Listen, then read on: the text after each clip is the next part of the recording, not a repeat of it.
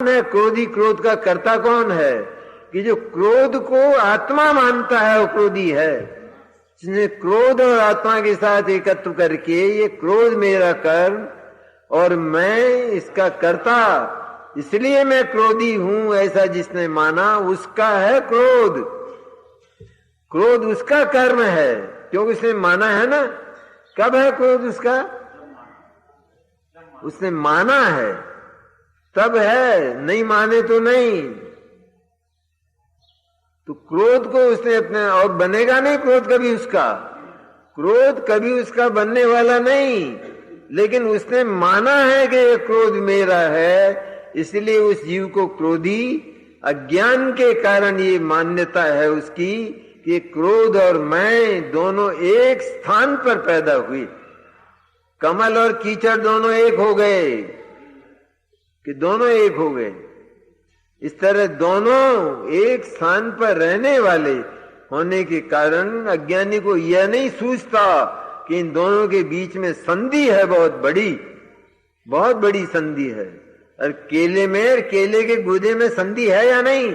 और केले का छिलका उससे चिपका हुआ दिखाई देता है, संधि नहीं है। हम बनाएंगे संधि, या बनी बनाई है सदा से, और हम मानते हैं वो संधि। इस तरह ये संधि है। तो क्रोध किसका है? क्रोधी कौन है ये कहते हैं आप, कि क्रोधी कौन है? कि जो क्रोध को स्वयं मानता है, चैतन्य मानता है, अपना मानता है। क्योंकि क्रोध आत्मा का नहीं है, आत्मा में क्रोध नहीं है, इसलिए क्रोध आत्मा का नहीं है। तो साहब ये पर्याय में है ना। अरे पर्याय में तो चूंकि वो अज्ञान से आत्मा में क्रोध मानता है, इसलिए पर्याय में क्रोध है। पर्याय में क्रोध क्यों दिखाई देता है? ये मानता है कि ये क्रोध मैं हूं और मेरा है, मेरे में है ये क्रोध। इस क्रोध का जन्म मेरे में होता है, मेरे में, मेरी सत्ता में होता है, मेरी चैतन्य सत्ता में इसका जन्म होता है। ऐसा ही मानता है क्रोध की सत्ता को चैतन्य में, इसलिए वास्तव में क्रोध दिखाई देता है। और जिस समय ये मान लेता है कि क्रोध मेरी सत्ता में है ही नहीं, क्रोध मेरे से नितांत पराया है, ऐसा जिसने माना, उसने क्रोध के साथ एकत्व तोड़ देने के कारण अब क्रोध बिल्कुल न्यारा गे रह गया, जगत के धर्म आकाश काल की तरह। अब वो गे तत्व में चला गया। जो गे तत्व में चला गया, अब उसकी, इसको क्या चिंता है? गे तत्व की हम चिंता करें कि आसमान का क्या, आकाश का क्या होगा? ये चिंता हमको नहीं है। इस तरह ज्ञानी को भी रागादि की चिंता नहीं होती। जो चिंता दिखाई देती है वो भी उस चिंता के साथ है, परत्व में, एकत्व में नहीं। चिंता दिखाई देती है ना, तो वो चिंता दिखाई देती है तो क्या होता है? किसकी है वो चिंता?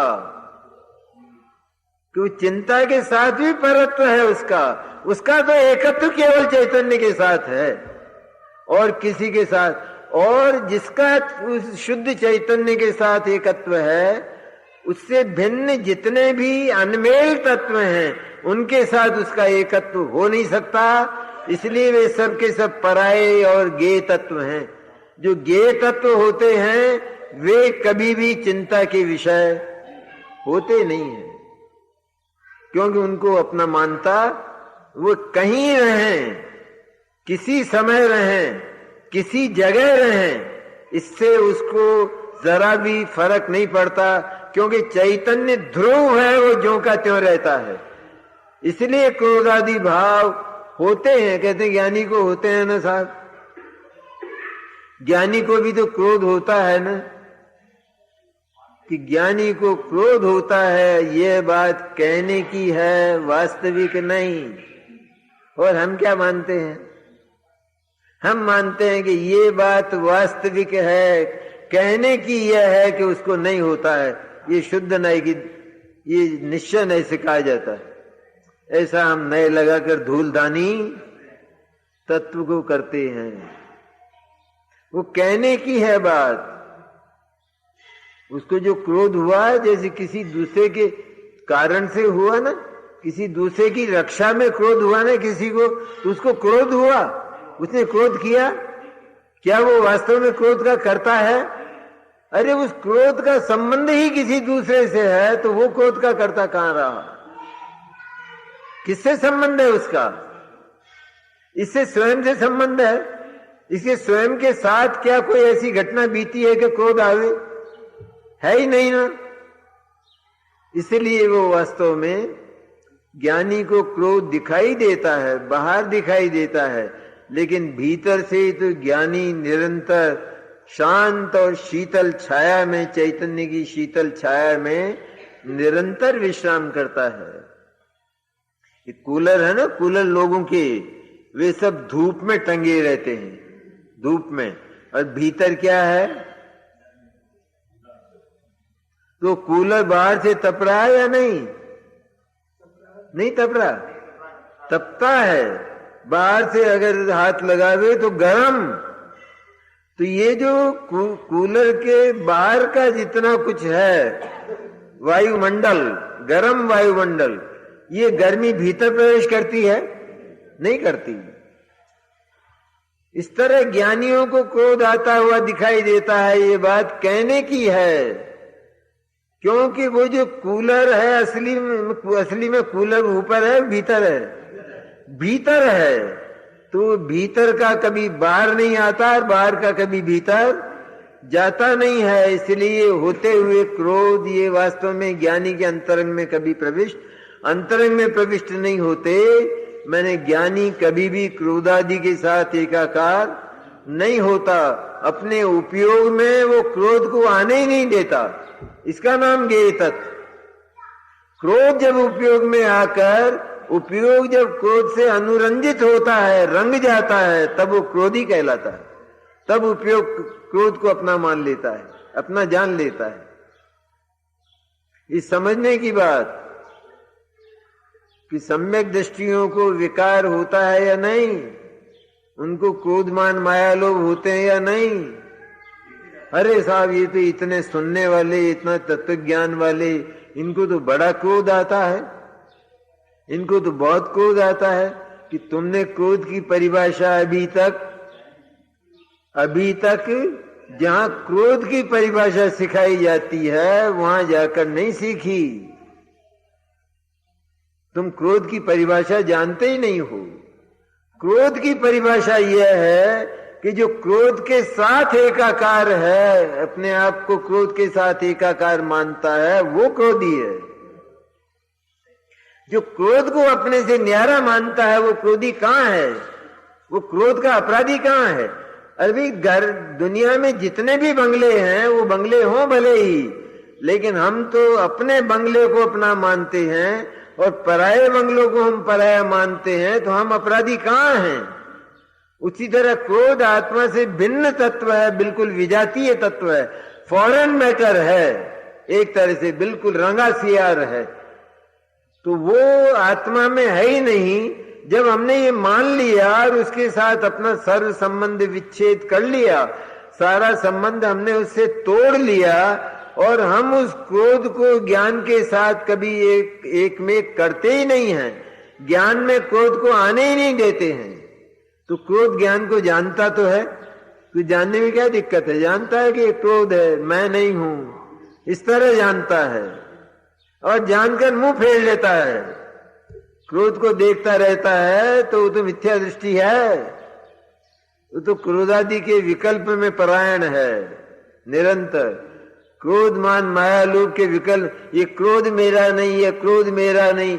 जिसने ऐसा जाना, भेद विज्ञान में ऐसा सुना जिसने, ये क्रोध मेरा नहीं, मान मेरा नहीं, मोह मेरा नहीं, मिथ्या दर्शन मेरा नहीं, ऐसा जानकर जो केवल उनकी तरफ ही देखता रहता है, ये मेरा नहीं, ये मेरा नहीं। अब ये क्रोध आया लेकिन ये मेरा नहीं, ये मान आया लेकिन ये मेरा नहीं। अरे वो तो मिथ्या दृष्टि, अज्ञानी, वो तो पर्याय मूढ़ है। वो उसकी पर्याय दृष्टि का अंत भी हुआ नहीं। अरे जब ये तेरा नहीं तो तू इसकी तरफ क्यों झांकता है? क्यों झांकता है? झांक कर तो देखें किसी पराई स्त्री की तरफ, तो मालूम पड़ जाएगा सारा अध्यात्म ख्याल में आ जाएगा। जरा झांक कर देख लें तो सर पर चप्पल आएगी कि नहीं आएगी? तो वो कहता है मेरी आंखें हैं, मेरी आंखों से देखता हूं मैं, तो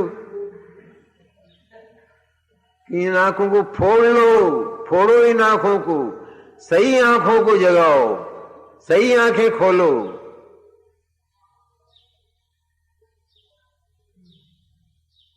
इस तरह ज्ञानियों को विकार है ही नहीं, यूं कहते हैं। कहते एकांत हो गया, कहते एकांत हो गया। अनेकांत में गौण भाव से व्यवहार न इस बात को जाने बैठा है कभी इतना विकार मौजूद है, लेकिन यदि वो उस विकार का ही विचार किया करे तो निर्विकार तत्व का वेदन कब करेगा? इसलिए वो तो गौण रूप में, जिसे व्यवहार नहीं कहते हैं, उसमें स्वीकृति है इस बात की कि इतना विकार अभी पर्याय में मौजूद है। लेकिन इतना विकार मौजूद होते हुए भी उस विकार के प्रति वो इसलिए निश्चिंत है क्योंकि ये विकार अभी जाने वाला नहीं है। इसका जब समय आएगा, इसकी जब मौत आएगी तभी चला जाएगा। मुझे इस विकार का क्षय नहीं करना है। मुझे चैतन्य का दर्शन करूं या विकार का क्षय करूं? क्या करूं? दोनों में से दोनों न्यारे न्यारे काम है। अरे मैं अपनी दुकान का काम करूं या किसी सड़क वाले से लड़ाई झगड़ा करूं? दो काम है बिल्कुल भिन्न। क्या करूं मैं निरंतर चैतन्य का दर्शन करता हूं, चैतन्य का श्रृंगार में निरंतर देखता हूं। मैं इस क्रोध का क्या करूं? होगा कि तुमको क्रोध आता है ना, तो होगा आता है, वो किसी और को आता है, मेरे को नहीं आता, क्योंकि मैंने कभी से उसको पराया कर दिया है। अब वो मेरे घर में रहता नहीं, मेरे घर में पहले भी नहीं था, कि पहले भी मेरे घर में नहीं था। मेरे घर में दिखाई देने पर भी वो मेरे घर का बन जाए, ऐसा संभव नहीं है। अरे कोई पागल होकर, कोई रूप पर मुग्ध होकर किसी शूद्रा को अपने घर में ले आवे, अपने चौके में ले आवे, उसके हाथ की बनी हुई रोटी खावे, उसके शामिल खावे, उसके साथ एकाकार हो जाए, तो वो शुद्धता मैं हो गया, क्योंकि उसने अपने आप को माना है। हो गया कि हुआ नहीं फिर भी, और हो गया मैंने उसने मान लिया है, इसलिए हुआ है। तो पर्याय में उसने अपने आप को माना है, इसलिए हो गया। आचार्य भी इसलिए कहते हैं कि अज्ञानी रागादि का करता है, क्रोधादि का करता अज्ञानी है। कैसे है भगवान करता? कि अज्ञान से करता है। अज्ञान से, क्योंकि वो क्रोध और आत्मा को एक जानता है, इसलिए कर्ता कहलाता है। कर्ता प्रतिभासित होता है, कर्ता दिखाई देता है, इसलिए कर्ता दिखाई देता है।